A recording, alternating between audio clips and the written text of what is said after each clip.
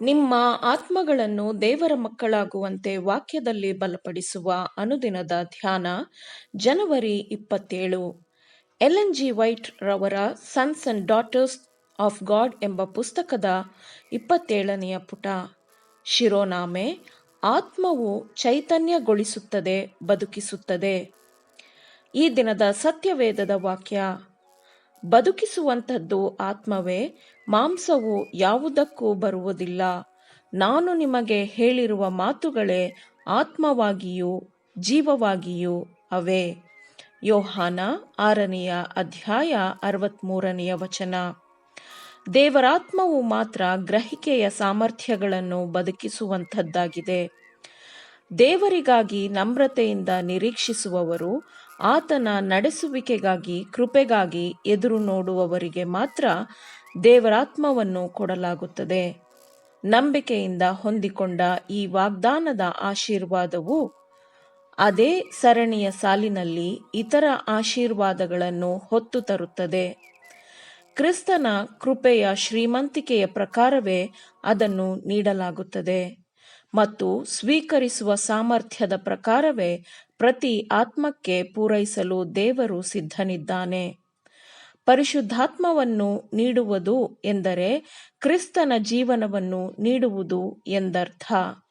ದೇವರ ಬಗ್ಗೆ ಹೀಗೆ ಕಲಿತವರು, ದೇವರಾತ್ಮದ ಒಳಗಿನ ಶುದ್ಧೀಕರಣದ ಕಾರ್ಯವನ್ನು ಹೊಂದಿರುವವರು ಮತ್ತು ಯಾರ ಜೀವನದಲ್ಲಿ ಕ್ರಿಸ್ತನ ಜೀವನವು ಪ್ರಕಟವಾಗಿದೆಯೋ ಇಂಥವರು ಮಾತ್ರ ರಕ್ಷಕನ ನಿಜವಾದ ಪ್ರತಿನಿಧಿಗಳಾಗಿ ದೃಢವಾಗಿ ನಿಲ್ಲುತ್ತಾರೆ.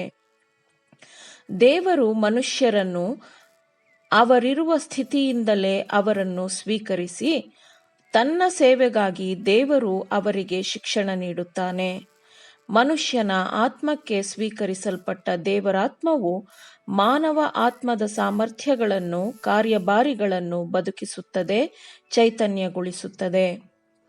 ಪರಿಶುದ್ಧಾತ್ಮನ ಮಾರ್ಗದರ್ಶನದಲ್ಲಿ ದೇವರಿಗೆ ಸಂಪೂರ್ಣವಾಗಿ ಒಪ್ಪಿಸಲ್ಪಟ್ಟ ಆತ್ಮದ ಮನಸ್ಸು ದೇವರಾತ್ಮದೊಂದಿಗೆ ಸಾಮರಸ್ಯದಿಂದ ಅಭಿವೃದ್ಧಿ ಹೊಂದುತ್ತದೆ ಮತ್ತು ದೇವರು ನಮ್ಮಿಂದ ಬಯಸುವ ಅಗತ್ಯತೆಗಳನ್ನು ಗ್ರಹಿಸಲು ಮತ್ತು ಅವುಗಳನ್ನು ನೆರವೇರಿಸಲು ಮನಸ್ಸು ಬಲಗೊಳ್ಳುತ್ತದೆ. ದುರ್ಬಲವಾದ, ಚಂಚಲವಾದ ಸ್ವಭಾವವು ಬಲಗೊಳ್ಳುತ್ತದೆ ಮತ್ತು ದೃಢವಾಗುತ್ತದೆ. ನಿರಂತರವಾದ ಭಕ್ತಿಯು ಯೇಸು ಕ್ರಿಸ್ತನು ಮತ್ತು ಆತನ ಶಿಷ್ಯರ ನಡುವೆ ಎಷ್ಟು ನಿಕಟವಾದ ಸಂಬಂಧವನ್ನು ಬೆಸೆಯುತ್ತದೆಂದರೆ, ಕ್ರಿಸ್ತನ ಹಿಂಬಾಲಕನು ಗುಣಸ್ವಭಾವದಲ್ಲಿ ತನ್ನ ಗುರುವಿನಂತೆ ಆಗುತ್ತಾನೆ. ಅಂಥವರು ಸ್ಪಷ್ಟವಾದ ಮತ್ತು ವಿಶಾಲವಾದ ದೃಷ್ಟಿಕೋನಗಳನ್ನು ಹೊಂದಿರುತ್ತಾರೆ. ಅಂಥವರ ವಿವೇಚನೆಯು ತೀಕ್ಷ್ಣ ದೃಷ್ಟಿಯದ್ದಾಗಿರುತ್ತದೆ. ಅಂಥವನ ತೀರ್ಪು ಉತ್ತಮವಾಗಿರುತ್ತದೆ, ಸಮತೋಲನವಾಗಿರುತ್ತದೆ. ನೀತಿ ಸೂರ್ಯನ ಜೀವ ಕೊಡುವ ಬಲದಿಂದ ಅಂಥವನು ಎಷ್ಟು ಚೈತನ್ಯಪೂರ್ಣನಾಗಿರುತ್ತಾನೆ ಎಂದರೆ, ದೇವರ ಮಹಿಮೆಗೆಂದು ಅವನು ಹೆಚ್ಚು ಫಲಭರಿತನಾಗಲು ಶಕ್ತನಾಗಿರುತ್ತಾನೆ. ವಿಶ್ವಾಸಿಗಳು ಒಂದೇ ಹೃದಯ ಮತ್ತು ಒಂದೇ ಮನಸ್ಸಿನವರಾಗಿರುತ್ತಾರೆ ಮತ್ತು ದೇವರು ತನ್ನ ವಾಕ್ಯವನ್ನು ಈ ಭೂಮಿಯಲ್ಲಿ ಶಕ್ತಿಯುತವಾಗಿ ಮಾಡುತ್ತಾನೆ. ಹೊಸ ನಗರಗಳು, ಹಳ್ಳಿಗಳು ಮತ್ತು ಪ್ರಾಂತ್ಯಗಳನ್ನು ಈ ವಾಕ್ಯವು ಪ್ರವೇಶಿಸುತ್ತದೆ. ಸಭೆಯು ಎದ್ದು ಪ್ರಕಾಶಿಸುತ್ತದೆ, ಯಾಕೆಂದರೆ ಅವಳ ಬೆಳಕು ಬಂದಿದೆ ಮತ್ತು ದೇವರ ಮಹಿಮೆಯ ಬೆಳಕು ಅವಳ ಮೇಲೆ ಇರುತ್ತದೆ.